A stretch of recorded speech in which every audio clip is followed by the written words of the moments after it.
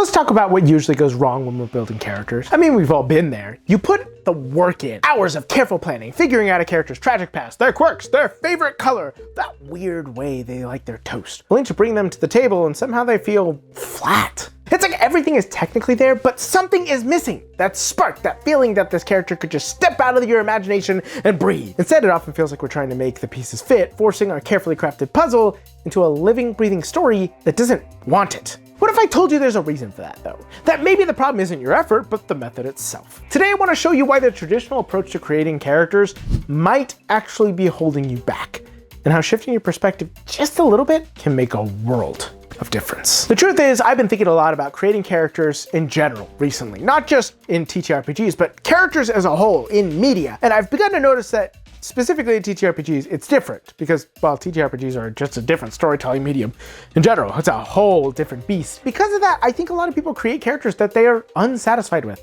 How many times have you gone into your campaign and you've made this character you really wanted to like you were excited to play them, and then it's just kind of boring or it's not fitting in well? You start to go, I don't think this character belongs here. I have seen that happen. I personally have never felt it myself.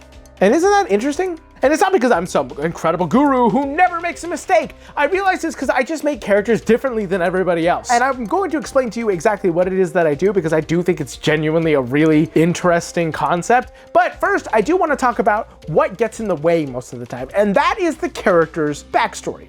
Backstory is what most people start with. Even if you start with the mechanics and then work backwards and find a way to make the backstory itself, you still do generally have that backstory as the basis. Even if the mechanics came first, the backstory then kind of informs everything that comes along with. But the truth is, characters often feel lifeless when their actions are limited by a rigid, pre-planned detail. We've all heard the stories of overly complicated backstories. The person who's been through 7 wars and fought 14 dragons and is level 1.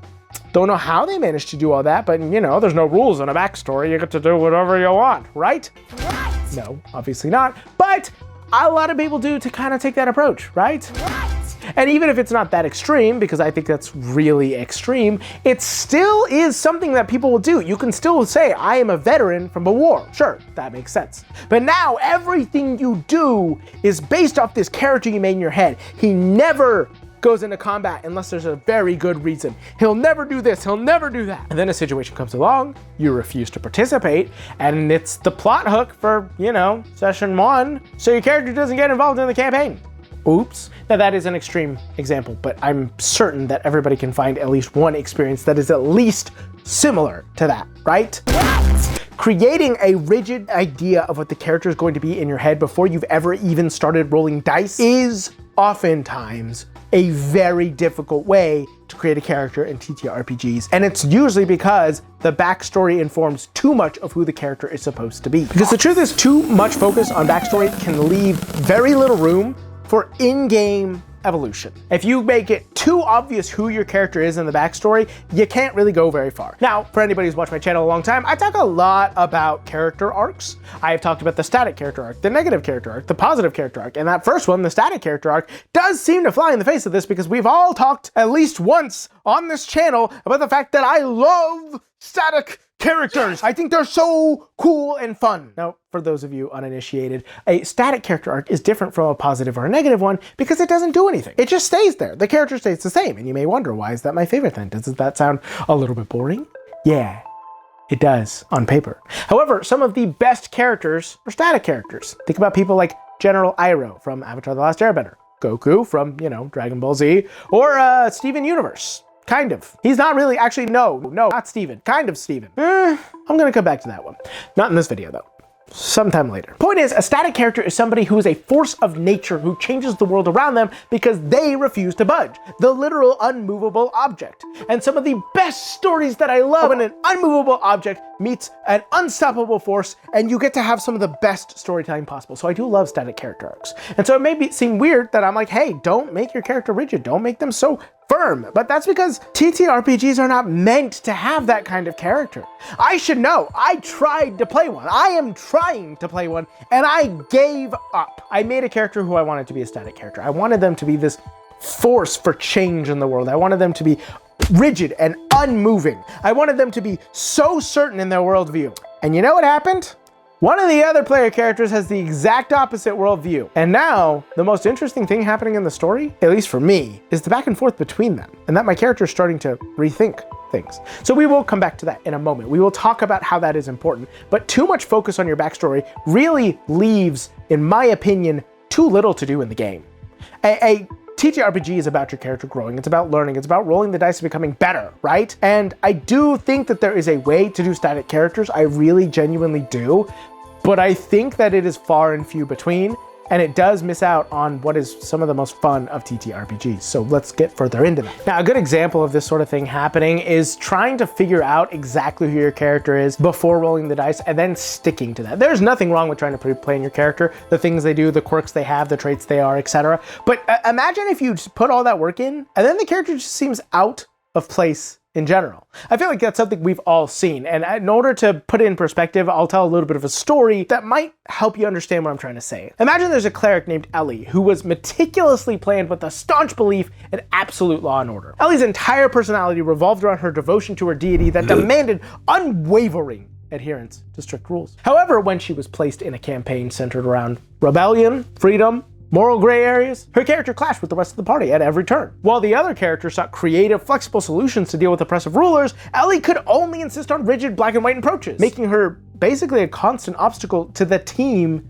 as a whole. Instead of adding interesting tension, they just kind of stifled the flow of the entire story. It became increasingly difficult for her to evolve alongside the rest of the group because her beliefs were so rigidly defined from the start with no room to grow. The disconnect would grow so large that eventually her character felt out of place, like she was forcing her own script onto a narrative that didn't accommodate it. Now, Ellie's player feels like she's caught in an unwinnable scenario here, because she can either A, allow Ellie to change, and thus abandon the character idea she was so excited about, or B, not change, and be a hindrance to the narrative everybody else wants to create, and just feel out of place, like she's been ostracized. And honestly, this is because of one specific thing. A lack of spontaneity in a TTRPG character is basically character assassination, in my opinion.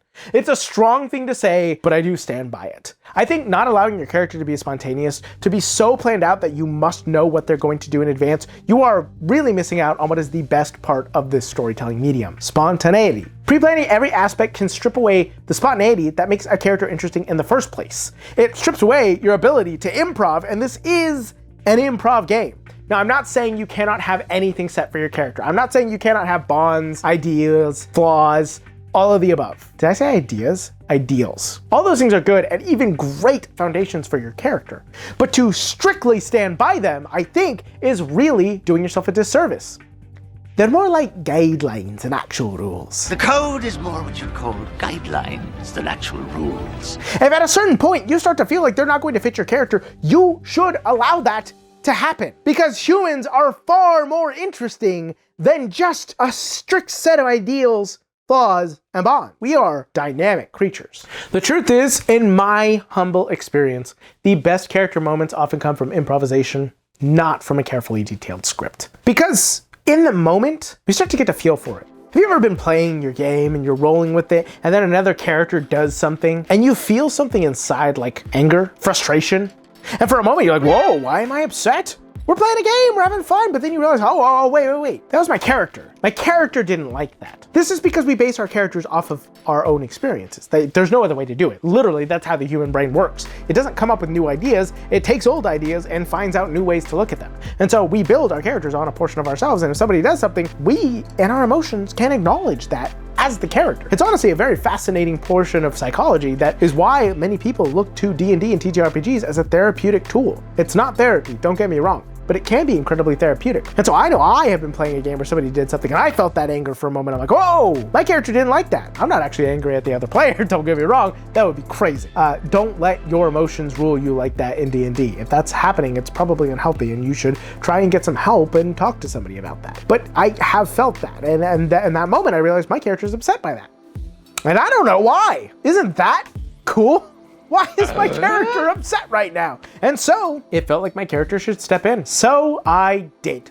I just stepped forward and I had my character say, hey, wait, what are you doing? We're not doing that here. Not right now. It led to some of the best character moments I've ever had with another player. It led to an incredibly tense conversation. It led to an amazing moment that actually ended up defining the rest of the campaign because of that player's reaction to what happened. That is really cool, but it did not remove the fact that I still had that question in the back of my head. Why was my character angry?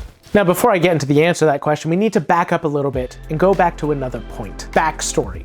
See, the backstory was part of the reason why he was angry, but I didn't know that at the time. Seems weird, right? You may be asking yourself, did you not know your character's own backstory? The answer is no, I didn't. See, backstory is a tricky thing. On one hand, it's what gives characters depth. It's where they come from. It's what shaped them before they stepped into the story. But too often, we make the mistake of thinking that a backstory is the story. But the truth is it's not. The real adventure begins when we start dice rolling, and we have to keep that in mind. The best backstories are the ones that leave room for growth, that serve as a springboard rather than a cage. A character's past is just the beginning.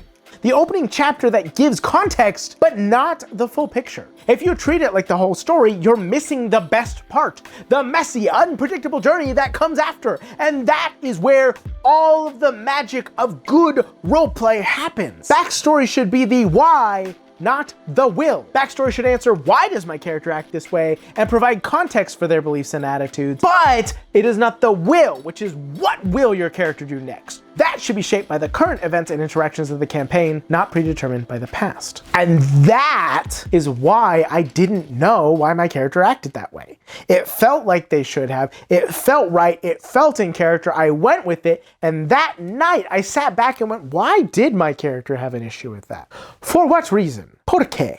¿Por qué? And so I started to think about it more and more and went, something must have happened in his backstory. Something about that must just be on his nerves. And so I added it. Now, hold on. I can hear already a lot of you already angry in the comments saying, you just changed your backstory? What?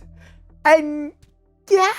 Okay, I'll be honest. I have a really bad habit of this. My DMs, all of the people I have ever been a player for, actually hate me for this. I will constantly go back to them and say, hey, I think this happened in my backstory. Hey, I want to change this. Hey, what do you think about this? And we're like 5, 6, 7, 8 sessions in. I am infamous for not giving a full backstory until we're at least 10 sessions in many times. But it works, I've noticed. It's not because I want to just change the character to be whoever I want to fit the narrative so that I can be important. It's so that I can make my character fit the narrative properly so I can support the rest. It lets me find that interesting conflict with the other characters and those interesting bonds. Now, many DMs require backstories ahead of time, and that's a good thing. That's important. This is not for everybody.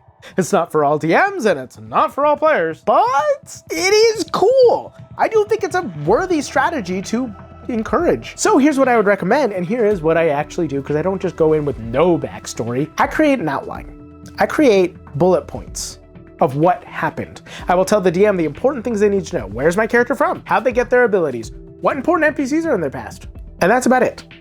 I will fill in a few details, like some important events, and I will leave the rest incredibly blank. So that when the time comes, when something like this happens, I can begin to work backwards. I can act in the most interesting way possible for the story, and then I can start to develop the character that would have acted that way. Now, this does have some pitfalls. Let's be super real. I mean, you can easily start to develop main character syndrome with this, and I've already admitted that I do tend to have main character syndrome sometimes. I try really hard to avoid it, but it's less because I want to be the main character and more just I really want to talk. I just want to talk and be involved in the scenes. I like role-playing. I'm sure that's probably a surprise. But yeah, no, I do really struggle with this. And so it is really important for you to do something in particular.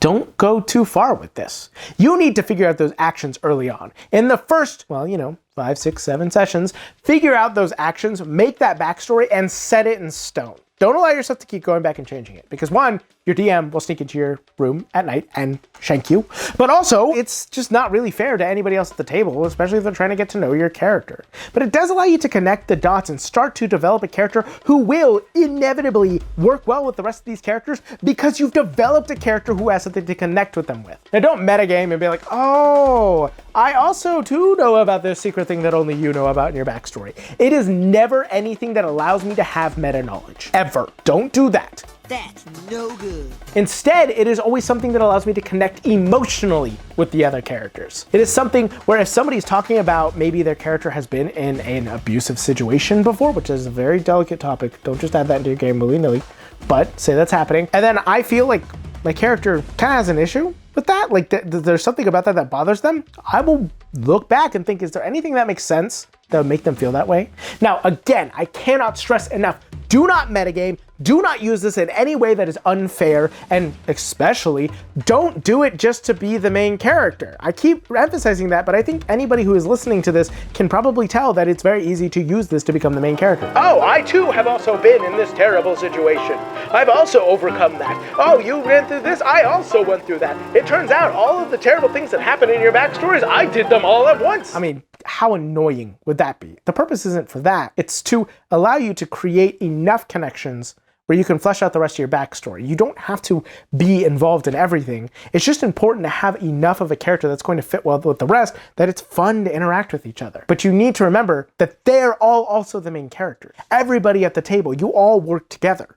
And so you create the most interesting story possible through that method. You find those connections with everybody else. You create that character based on the actions. But here's the thing. I mentioned earlier that I will make the most interesting action. It's not the most interesting action for me. It's the most interesting action for the table.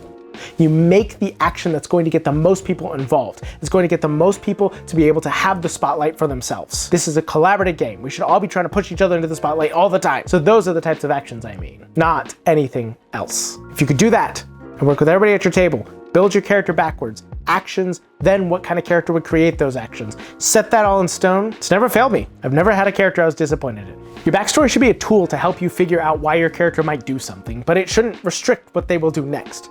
Let the campaign events shape them. Let the relationships they form, the struggles they endure, and the triumphs they experience add to who they are, not subtract. By acting first and building around those actions, you allow your character to grow in a more fluid and dynamic way that feels way more natural. Now, is it a perfect method? Probably not. Has it worked for me? Yeah, absolutely. And honestly, I hope it can work for you too. So go out into the world, make it your own. Never forget to play a role. And I think my wife might have actually gotten home. Hey, wife? Wife? Either my wife got home or somebody just walked through my front door, but she's not answering me. If this is the last video I ever post, I got killed. Hold on. Like, comment, subscribe. Tell them we're trying to hit 100K before the end of the year. Oh, we're trying to hit 100K before the end of the year. And so if you like women, me, I like women. nobody asked for your opinion, or anything like that, you should subscribe. And gay rights, LGBTQ. If you're a decent human being, you should subscribe. Yay! All right, bye. Bye.